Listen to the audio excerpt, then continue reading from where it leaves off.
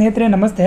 ಈ ಒಂದು ವಿಡಿಯೋದಲ್ಲಿ ನಮ್ಮೊಂದು ID ಪಾಸ್ವರ್ಡ್ನ ಗೊತ್ತಿಲ್ಲ ಅಂತಂದರೆ ಪಾಸ್ವರ್ಡ್ನ ಯಾವ ಥರ ರೀಸೆಟ್ ಮಾಡೋದು ಅಂತ ನೋಡ್ಕೊಂಬರೋಣ. ಮೊದಲನೇದಾಗಿ ಆ್ಯಪ್ ಓಪನ್ ಮಾಡಿ ಫರ್ಗೆಟ್ ಪಾಸ್ವರ್ಡ್ ಮೇಲೆ ಕ್ಲಿಕ್ ಮಾಡಿ ನೀವು ರಿಜಿಸ್ಟರ್ ಆಗಿರೋ ನಂಬರ್ನ ಮೊಬೈಲ್ ನಂಬರ್ ಫೀಲ್ಡಲ್ಲಿ ಎಂಟ್ರ್ ಮಾಡಿ.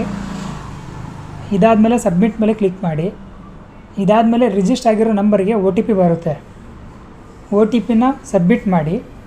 ಸಬ್ಮಿಟ್ನ ಆದಮೇಲೆ ನಿಮ್ಗೆ ಯಾವ ಥರ ಬೇಕೋ ಆ ಪಾಸ್ವರ್ಡ್ನ ನೀವು ಇಲ್ಲಿ ರೀಸೆಟ್ ಮಾಡ್ಕೋಬೋದು. ನೋಡಿ, ಎಕ್ಸಾಂಪಲು ಟರ್ನರ್ 123 ಇಟ್ಟಿರ್ತೀನಿ ನಾನು. ಸೊ ಅದೇ ಮೇಲ್ಗಡೆನೂ ಸೇಮು ಕೆಳಗಡೆನೂ ಸೇಮ್ ಯಾವ ಥರ ಇಟ್ಟಿರ್ತೀರೋ ಅದೇ ಪಾಸ್ವರ್ಡ್ನ ಇಟ್ಕೊಂಡ್ಬಿಟ್ಟು ಸಬ್ಮಿಟ್ ಮೇಲೆ ಕ್ಲಿಕ್ ಮಾಡಿ.